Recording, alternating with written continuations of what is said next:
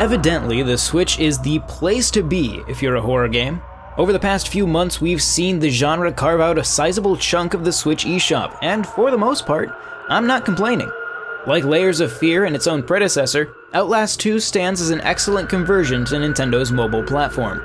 From the moment it started up, I was stunned by just how good Outlast 2 looks on Nintendo Switch. In fact, I had to return to the PC version to reassure myself that changes had been made at all.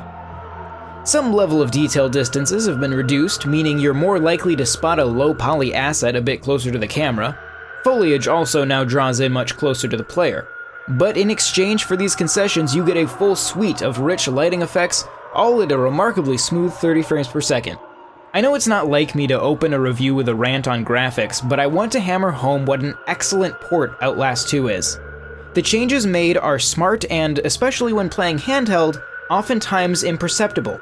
In other words, if you're interested in Outlast 2, rest assured that the Switch version does not skimp on anything and offers a very accurate experience. Outlast 2 opens with you and your wife aboard a helicopter.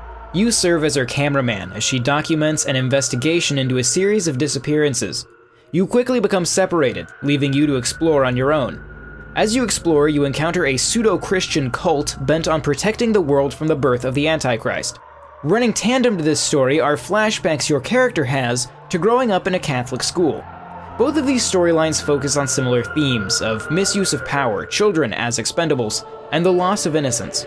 I found that I had mixed feelings when it came to the story. The cult felt generic. It was a plotline I had seen in plenty of other horror games and never presented me with anything truly original. On the other hand, the flashback storyline was incredibly engrossing. It handled very real issues in a very powerful way. I found myself pushing through the cult storyline just so I could see what happened next in the flashback storyline. In terms of gameplay, Outlast 2 is very similar to its predecessor. You have no weapons and must hide or avoid enemies. Your only tool for seeing in the dark is your camera's night vision, which must be constantly fed batteries.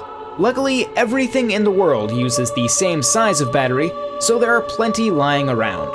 It's not a bad setup, but it gets very repetitive very fast. No new mechanics are ever introduced. Within the first 10 minutes, you'll have seen everything the game has to throw at you. The entire game can be broken down to explore and look for batteries or lore, sneak past some cultists, then run from a big bad. Outlast 2 does little to elevate it beyond the original Outlast.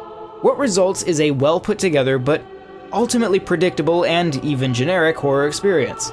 At times, the story stumbles into masterpiece territory, but then quickly course corrects back into a generic evil cult plotline. Outlast 2's highs are monolithic, but it spends the majority of its time thoroughly rooted in being just pretty good. That being said, the Switch version is an excellent port on a technical level. Outlast 2 is without a doubt one of the best looking horror titles currently available on Switch, if not the most inventive. Thank you very much for watching, and if you enjoyed this video, give it a like and consider subscribing to Nintendo World Report TV.